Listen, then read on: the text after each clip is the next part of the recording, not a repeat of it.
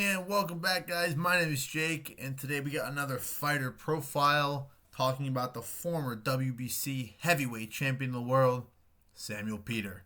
Uh, for many people who don't know him, he was a pretty, sort of kind of known heavyweight champion between the early 2000s and sort of kind of, pretty much, not past 2010, but from 2000 2009, he was pretty well known as a pretty good, really hard punching heavyweight, and he had a pretty good resume. I'll get into it a little bit, but considering who he fought, he turned out pretty good. His record. Want to shout out Boxing Legends TV and all their other channels.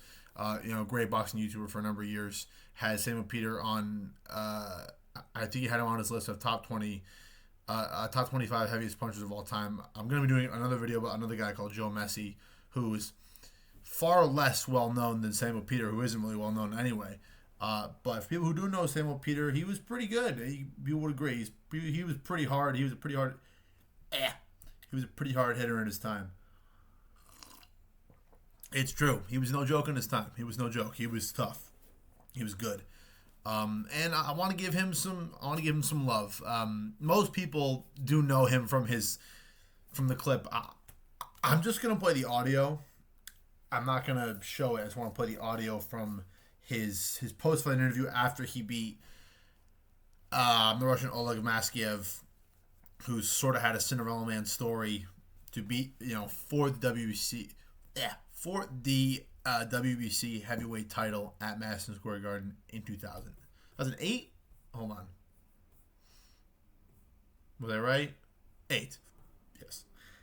I just want to play the clip. WBC title. What message did you just send?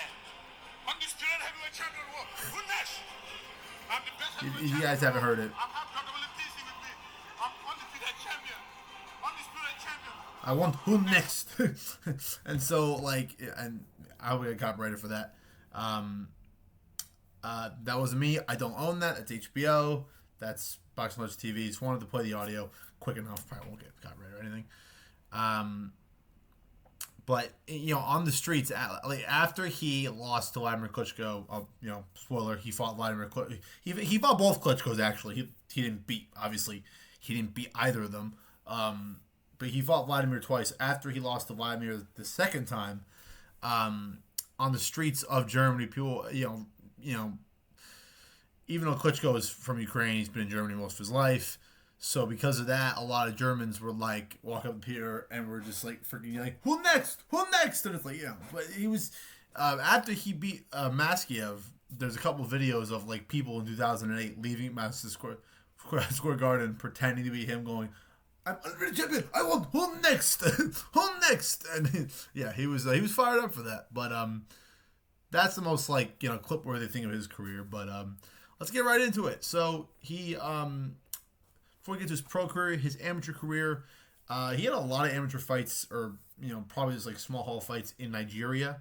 And in terms of his ability, he was pretty well known in Nigeria during his boxing career. He had a pretty strong sort of kind of Nigerian American following. A lot of Nigerians who come, from their country to America. He had a pretty solid support base from both his country back home and from Nigerians, who were sort of living in America, where he was mostly fighting. But yeah, so he, even at the end of his career, when he lost to Arslanbek Makhmudov, who just beat Dave Allen, years ago when Makhmudov was 9-0 and nobody knew who he was at all. And that's when Peter was really far on the schneid and was really far down on the slide of his career at the end. But even then, he still had a pretty decent amount of fans. So let's get into his career. He went to he actually boxed in the Sydney Olympics. He only won one fight. He lost in the quarterfinals to Paolo. I forgot the guy's name. The Italian. La Vittoria Italiano. Paolo Vidos, who was a pretty decent Italian boxer. Wasn't great, but wasn't bad either. So he started his pro career in 2001. and he actually had his first pro fight in Kazakhstan, actually, against a guy who was 0-7 and knocked him out in the first round, obviously. I want to see, how old was Samuel Peter when he made his debut? He was 20 years old. Yeah. He was 20 years old when he made his debut. He then got his first fight in America. He fought in Phoenix at the Biltmore Resort, knocking out James Lester in 3 rounds. And then his next fight was actually in Chile. He had a first round knockout there. Is this the guy who hold on? Is this the guy who I'm thinking of? No, okay. There was a boxer named George Chamberlain. I think this is a different boxer. He then defeated a couple other guys. Let's see who he beat. Yeah. And pretty much after that point, his third fight where he fought in Chile, he pretty much fought mostly, pretty much mostly in America. I think actually for the rest of his year until he fought until he fought Maskiev. Oh, I'm sorry, guys. I made a mistake. The Maskiev fight wasn't in Madison Square Garden. I'm sorry. That was the fight with Jamil McCline. That was the fight with Jamil McCline. His fight with Klitschko, his first fight with Klitschko was at Boardwalk Hall. Okay, my bad, guys. For some reason I thought that he fought at Madison Square Garden against Maskiev. Not Madison Square Garden. It was in Mexico. What was it? There's a video. I saw a video of somebody like walking outside Embassy going, "Who next?" And he didn't fight there after that, so I don't know. It doesn't really matter, but it doesn't really matter. Whatever. So let's see, where were we? So yeah, he got a couple more knockout wins, and then took on the very, very tough longtime journeyman Marion Wilson. He's actually featured on another of one of Boxing Legends TV YouTube videos about the top 20 super chins of all time. He's on there because his record isn't good. He's 12-41-4. His career record. He boxed for a lot of years, 57, but he boxed from 89 to 2007, a long career. But he had 41 defeats, no knockouts, no knockout losses. And he only had 5 knockout wins, but 41 losses, no knockouts, no knockout losses. That's really impressive. I mean, his last fight was against a very old and faded Oliver McCall, who, oh my God, Oliver McCall is still fighting. Are you kidding me? He's 60! And he's still winning fights. He's got a draw with a guy, Carlos Reyes, who's 40. Okay. So it's just old men fighting. Okay, that makes me feel a little better. He's ranked 239th in the world. Come on, BoxRec. He can't. Everybody beneath him could beat him. He's 60 years old and he's been fighting. He took a 4-year break between 2014 and 2018. I mean, he's not beat anybody good, but Jesus Christ, the fact that he's still fighting is freaking ridiculous. Sorry, guys, that was crazy. Oliver McCall. Oh, my God, that's nuts. Wow. Yeah, but Marion Wilson, very, very tough guy.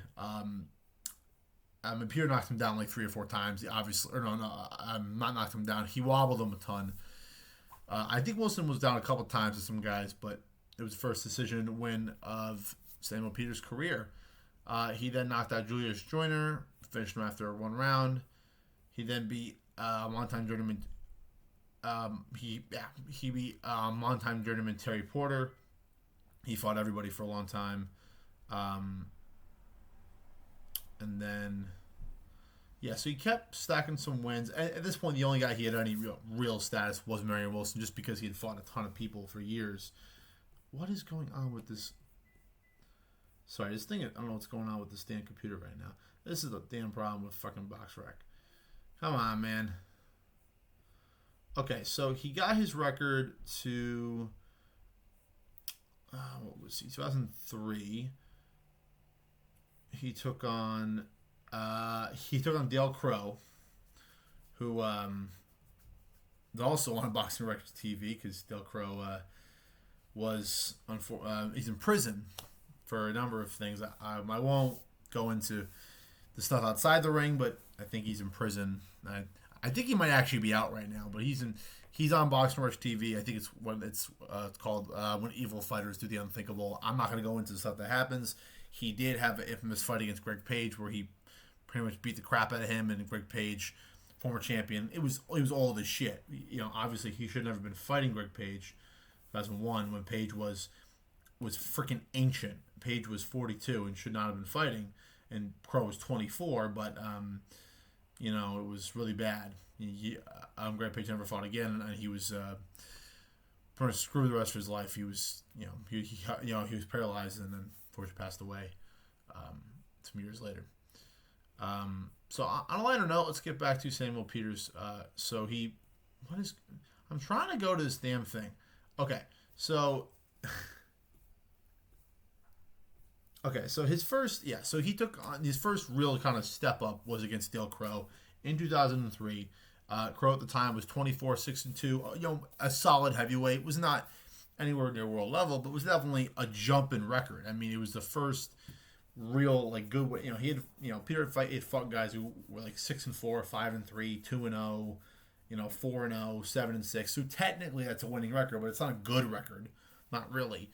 So he fought a good, first guy with a good record, and he pretty much blew by Dale Crow, proving that he could fight at a higher level than that mid-regional level. And he knocked out Dale Crow in 4 rounds. He then knocked out Lyle McDowell in 2006. Or sorry, 2003, not 6. What am I doing? In 2003, that was 3 months after the Dale Crow. He was fighting actively. He was the only turned pro in 2001, and he's already had a good record at this point. What was Peter's? So before Peter fought Dale Crow, he was 12-0. Yeah, before he fought. What the hell? What the hell? Sorry. Crap. Okay. So he defeated, he knocked out Dale Crow and Lyle McDowell in both in the 4th round. Got him to 14-0. He took on Daniel Frank, knocked him out in the 2nd round. He knocked out Jason Farley and Chris Isaac, first in the 2nd and the 7th round. And he then took on Jose Matea da Silva, who was I haven't heard his name in a long time. He wasn't a good fighter. He wasn't a bad fighter, but he was very well known in Brazil as a very, very solid Brazilian fighter for a number of years. He didn't fight anybody great at all, to be honest with you. But he was known as a very, very in the late 90s. A lot of people were like, "Oh, he should fight for a title," and he did fight Michael Moore in 2004 and got beat in the 7th round, but still. So he knocked out him in the 2nd round. He took on Charles Shufford. While he beat him by decision, only the 2nd decision of his career. He then beat Jovo Pudar by decision, and then he had a big knockout win over Jeremy Williams. This was 2004 at the end of the year in December at the Mandalay Bay in Las Vegas. This was the fight that sort of got some notice. Oh, hey man, Samuel Peters is a good freaking fighter. He's good. This was for the North American Boxing Federation heavyweight title. He knocked out Williams in 2. Pretty big knockout for him. If I remember correctly, I'm trying to remember correctly the his knockout over Williams. Was this one, or was that, I think, because McCline, I think it was when they were moving in the middle. Yeah. They were they were moving, boxing well. Williams slipped under. Can I?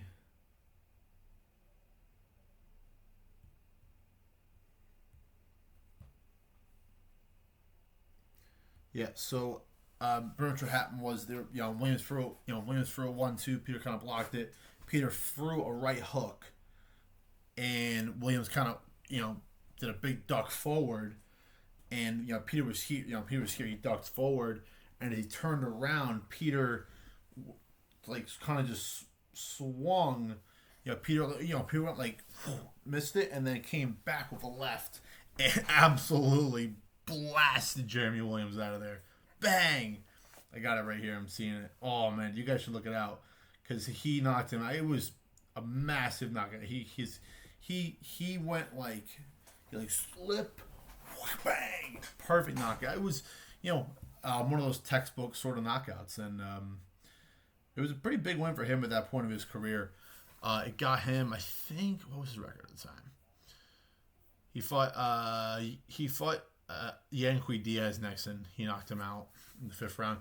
That fight was crazy because he knocked him down 5 times in that fight, and in the 2nd round, Diaz was like sort of kind of on his knee, and I think Peter, he might have even been fully down, and Peter just kept hitting him.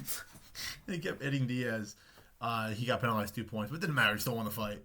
And then he knocked out Gilbert Martinez, 2005, 3rd round TKO. And then he took on Taurus Sykes in 2005, later in the year, who was never a good fighter. Was mediocre at best, but he was at the time he was 23-1-1. This was in Reno. It was a pretty big deal. The winner of this fight was pretty much sort of gonna get one of the chances to fight for the IBF title soon. And I think at the time he was ranked like 2 or 3 in the IBF, maybe like 4, maybe, in 2005. And then Klitschko, he was ranked. Klitschko, I forgot what fight Klitschko was coming off. Let's go see. Vladimir Klitschko. What fight was he coming off? Yeah, so he was coming off of 2010. Talking about. See, this is how much his record is, because his whole record here, Klitschko's record, it lags. Because all the title defenses, it lags. So I can't get down to it. I think he was coming off of the loss. Yeah, so he had lost to Layman Bruce in 2004. Big knockout loss. Pretty shocking. He had lost to Corey Sanders before that, but in 2 knockouts. But outside of that, it was just the Corey Sanders loss, and then his loss to Ross Purity. When he lost to Ross Purity. I remember when Anthony was bringing that up when he fought Joshua. It's like, in the same round, they lost the undefeated record to Ross Purity. And it's like I give Adam Smith credit for finding a way to fit that in there. As Joshua's knocked him down, and he's like, and he goes down in the same round that he lost undefeated record to Ross Purity. It's all coming apart. And it's like, I give Adam Smith a lot of credit for fitting that in there. Because I would have been like, oh my God, Bush goes down. Can he get up? I wouldn't have said the whole fucking piece about. It was the only time he ever fought in Kiev, and he got knocked out by Ross Purity. It was a pretty good journeyman for his time, but still, kind of crazy. So I think off of the fight, I think it was off of the 2. Yeah, so he had lost to Brewster, but he had beaten Deverell Williamson and Alicio Castillo, in 2 quick finishes pretty much. But, Klitschko had been knocked down a bunch at this point in his career if he was getting hurt. And after Pierre took out Sykes in 2 rounds, he had a big matchup with Vladimir Klitschko. I was trying to pull up the Jeremy Williams knockout, but it's not working. No worries. So he took on Vladimir Klitschko at Boardwalk Hall, Atlantic City, in September 24th, 2005, and he came desperately, really close to actually knocking out Vladimir Klitschko. I've watched this fight many times since, and he gave everything he had. And this was already deemed, by Don King and all the promoters and people, that whoever was winning this fight was going to fight. It was both the IBF and WBO title eliminators. I think Peter was like 6 in the WBO, but they were giving him a chance. Klitschko was number 1 in the IBF and number 1 in the WBO. As a contender, obviously. I'm trying to see if I was trying to see who Klitschko fought after. Because in 2006, so short little subcut. Following this fight, he took on Chris Bird for the IBO and the IBF titles and knocked him out in 7 rounds. So Sam Peter, if he'd won this fight, would have fought Chris Bird, and I think he would have knocked out Chris Bird too. At this point, Chris Bird was kind of shot. The Andrew Golota fight was the last time his chin had any really good strength. After that, it was pretty much gone, or it declined after that. So he fought Klitschko. He fought him as hard as he could. He knocked him down twice in one round. I think it was the fourth or fifth. Another time, and he was just pretty much swinging at him. But Klitschko, what happened was, Peter was just trying so hard and so hard, and then at round 8 or 9, Peter had nothing left in the tank. He had nothing in the tank, and he gassed. And he was up on the cards because he had the knockdowns. He had a round or two here and there, but Klitschko had won every other round, even in between the knockdowns. And Klitschko boxed great in the last 3 rounds, and he won by unanimous decision, which was 114, which was 114 to 111. So,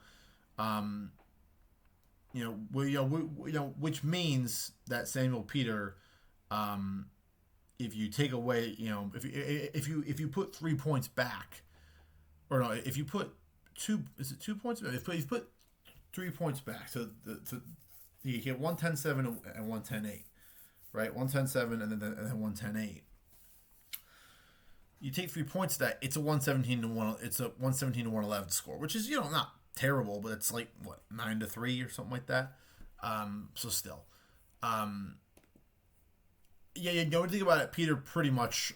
If you look at the scorecards, he pretty much won. The only rounds that Peter really won were the rounds he had knockdowns in. I watched the fight back and I kind of agree with the scorecards. I mean, Peter tried his best, but Klitschko was just a better boxer. And he was able to survive, 3 knockdowns. I think the worst one was the second in the 5th or 6th, whenever there was 2 knockdowns. That one was bad. He was actually really hurt. But Peter tried so hard and just he didn't have enough. So he came back and like 3 months later and knocked out, or not knocked out. He beat Robert Hawkins. I watched this fight back for some reason. Round 6 was only 1 minute long. There was a malfunction in the clock, and the guy rang the bell after a minute. Don't know why. I've watched it. There's no reason, and there's no commentary because I think it was at the Seminole Hard Rock. I think in California and in Hollywood. I don't know what it was for, but for some reason, yeah. He in his next fight at the Mohegan Sun in Connecticut, he had a first round knockout. He then had the first of his 2 fights with James Toney. Everyone. I mean, if you don't know James Toney, then you really don't know boxing. I'm sorry, man. James Toney is one of the most iconic guys of the last 30 years. He's not the greatest, and his trash talk and all the things he's known for, and him fighting. He's the only boxer. He's the only former world championship sort of boxer to ever come to the UFC and MMA. And he fought Randy Couture, and he got destroyed, and he got beat, of course, destroyed and finished quickly. But he still did it. So you gotta give James Toney the credit for that he's still willing to talk shit and was still willing to fight in MMA. Give the guy a lot of credit for that. But he took on James Toney in 2006, and at this point Toney was old, old. I think he was 40. He was 38, and James Toney, man, this guy, I love James Toney. I mean, James Toney was fighting until he was 2017. He should not have been fighting in 2017. I mean, the fact that he his last fight was against Mike Shepard, who's not a good fighter, but he knocked him out in the 6th round, dude. And he did that for the WBF World Heavyweight title, which isn't a great title, but the WBF is on BoxRec, so it's a known title. That's just crazy, man. James Toney's the man. He's the man, dude. He's the man. And Toney's record was 69-4-3. It's a lot of freaking fights, dude. A lot of fights. And this was deemed the WBC. It was sort of deemed the WC heavyweight title limited. There was a lot going on with that belt at the time. And he defeated Toney by split decision. I've watched this fight back. I don't know why Judge Gail Van Hoy scored this fight 150-112 for James Toney. I do agree with the other judges, 116-111 for Samuel Peter. Pretty much the correct score. Was there a knockdown in this fight? I feel like somebody got knocked down. Yeah, no, that's true. The 8th there was a 10-10. Was it? No, it wasn't a 10-10. What was it? Yeah, I don't know why oh, yeah. I think Tony lost a point for something. Tony got deducted a point for something in the fight, I'm pretty sure. Um, I think it might have been a low blow. I don't remember, but I think he did lose a point. Yeah, that's why he or no, sorry, not Tony. Samuel Peter lost the point, not Tony. Samuel Peter lost the point. I think for a low blow actually. And then he fought James Toney again in a rematch in California. This was also a title eliminator, and he won by unanimous decision. This fight was wide victory. James Toney in that fight gassed with him like pretty much 3 minutes after pretty much 3 minutes of the fight, first round. He pretty much was done after that. And then he took on Jamil McCline, who was a good fighter for a number of years. Didn't finish with a great record. His career record was 41-13-3. He was, and I remember him as Jamil Big Time McCline. That was his name, Big Time McCline. He never really was any, great fighter. He fought Chris Ariel, Artur Spilka, guys like that. And that was after his early career. But his career was good. He was 38-7-3, good fighter. This was for the WBC. It's saying it was the interim, the interim heavyweight title. Which is why if you see pictures of him in the interview with Max Kellerman when he says, "Who next? I miss you, me. I want who next." He has 2 WBC belts. Now, you've never seen that since, and you've never seen it before. He had one was the interim belt, which his cornerman snuck in there because WBC were like, "What? Wait, you can't have 2 belts. Everyone's gonna think you're like a double champion or something." Oh my God, double champion! A shocker. But his one of his friends from Nigeria in his corner snuck it into the MSG, which you think wouldn't be possible, Madison Square Garden, 2007. But he did. He snuck it in. So when he won the title, he puts I'm sort of kidding. You sort of do see guys if they win the actual WBC title, they do bring their sometimes hold their interim too. I think they've been amused. I've done it sort of recently, but still. At the time, I was like, what the hell is that? He's a freaking double champ? What the hell? It was the belt he won against Jamil McCline. And then his next fight, he fought Mr. Oleg Maskiev, who was good, was a good fighter, was the world champion, who was 34-5. They fought in Cancun, Mexico. This was an HBO card. I thought the co-main was somebody I know. This was definitely HBO. Who was... Oh, yep, this was... I know that. This was Nate Campbell versus Juan Diaz. Yes, I remember Juan Diaz. This was Juan Diaz, his WBO and IBF title defense, I believe, yeah. And then he was defeated by Nate Campbell in this fight. Nate Campbell was a pretty solid fighter for a number of years. Was this 2008? And it was a big win for him. So it was split decision. It was kind of close, but and then actually funny. John Ruiz, the quiet man, he defeaed Jamil McCline. And it's funny, Jamil McCline loses the fight to Samuel Peter, and then gets immediately another title eliminator. Title eliminator technically for the Oleg Maskiev Samuel Peter fight, which was a pretty good fight for as long as it lasted. It was over in the 6th round, and that's you get the interview. I'm undefeated champion, and then he goes, "Oh, I'm not undefeated. I'm undisputed champion. I want who next? I want who next?" And then who they gave him and who was next was Vitaly Klitschko, 35-2. As everyone knows, I'll do a big video on him, of course, someday. His 2 losses were because he had a torn rotator cuff against Chris Bird, which was bullshit.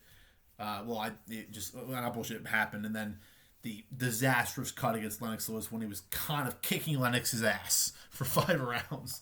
So, but he had been dominant, and he went in there, and they fought at the O2 World Arena in Kreuzberg, Germany, and he beat the crap out of Peter. He beat the crap out of him. Hold on 1 second.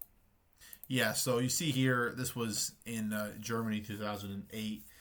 Peter came into the fight pretty out of shape. It was 7 months since he won the title, but he had been fighting at a really good clip. He had been fighting for 6 years, and in the 6 years, or in the like 6.5 years, he had been fighting. Peter's record was 29-1. He was only pro for 6 years at this point. He's not pro for 10 years. He's only been a pro for 6 years, and he goes in the Klitschko fight. What I think it was was he 29-1 or 31? Let me check. I think he was 30-1. Yeah, he was 30-1, and he was 28. Klitschko was 37. So it was a big important fight for him, and he never stood a chance. I mean, he beat it. It wasn't close. Klitschko outboxed him, beat the crap out of him. After the 8th round, Peter's corner, it was sort of kind of begging him, hey, we got to stop the fight, Sam. Come on, Sam. We have to stop it. You're getting your ass kicked. And they stopped it. And he lost his title. So he never successfully defended his WBC World Heavyweight title. But he is in the record books as the WBC World Heavyweight Champion after he defeated Molev Maskiev by a 6-round TKO. And then after that, he got back in the ring pretty quickly, like 5 months later, against Mr. Eddie Chambers, who I think Eddie's only loss at that point. Part of a video about Eddie Chambers at that point. I think his only loss at that point had been to who did he lose to? He lost to somebody before that. What did he lose to? To a very young Alexander Povetkin by unanimous decision. And then he took on he took on Klitschko soon after beating Peter and got beat. He was good. He was 31. He was 33-1 at the time, and he won that fight by majority decision. It wasn't that close. It was a good fight, but Peter lost. And in many of the fights of Peter's career, when he gets to round 7, 8, 9, he sort of fades. And the decision wins he has are decision wins where he doesn't blow out of the water quickly, where he sort of kind of keeps composure and then goes on to win. When he beat Jamil Big Time McCline, he didn't do anything for the first 2 or 3 rounds. He wanted to get some energy and get through the fight. So after losing to Eddie Chambers, he got back in there. 4 months later, gets a guy named Marcus McGee. Not the Marcus McGee who is currently fighting at MMA, a different Marcus McGee. Good journeyman. He then had a good knockout in Cancun. He knocked out a couple he knocked out a journeyman in 2000 at the end of 2009, 4th round. He knocked out Naguia Loera in 2010, which was viewed as a IBF heavyweight title eliminator. And he was back. He was back to fighting Klitschko. Hold on a second. So I know this is from their first fight. This is not from their second fight. This is from their first fight in 2005. This is not one in 2010, but I couldn't find one in 2010. The only one that there is in 2010 when they fought in Frankfurt is a very faded picture of Klitschko jabbing, and Peter's in the ropes, and he's kind of like this. You can barely see Peter at all. So I'll just use a picture from the first fight. This was a lot more convincingly won by Vladimir. He beat the crap out of him.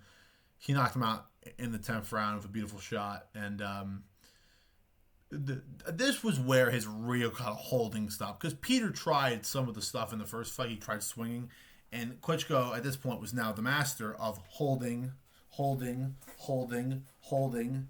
hitting, push, hitting, hold, push, hitting, jab, pull, jab, pull, jab, pull, jab, right. That's what he was pretty much, grab, jab, punch, jab, grab, jab, pull, jab, right. And, Klitschko this was a fight also where Klitschko's, where he really started to be really good at hooking off the jab. He go, jab, hook. He like, bop. And Peter was like, what the fuck? There was a time in the 8th round when, Klitschko like started moving outside. And I remember watching this, bad not time obviously, watching it recently, going like, "What the hell's Klitschko doing? He's not grabbing. What the fuck?" I was like, "What the hell?" And he sort of like moves side to side, and if you know Ukrainian, you hear Vitaly go, "No!" He's just yelling in Ukrainian like, "No, Vladimir, hold it!" Like it's just like every time he has success, you hear Vitaly go, "Caution, calm." It's like not everything has to be calm, Vitaly. There was times in Klitschko's career, in the fights he lost, where he should have went more out, but in fear of losing because of the losses he suffered early in his career, he didn't go forward. But that's a different thing. That's a different time for a different video. So, but yeah, there was a moment in the 8th round where he kind of went like, left, right, and then he kind of went like jab, and then all of a sudden he went like jab, hook.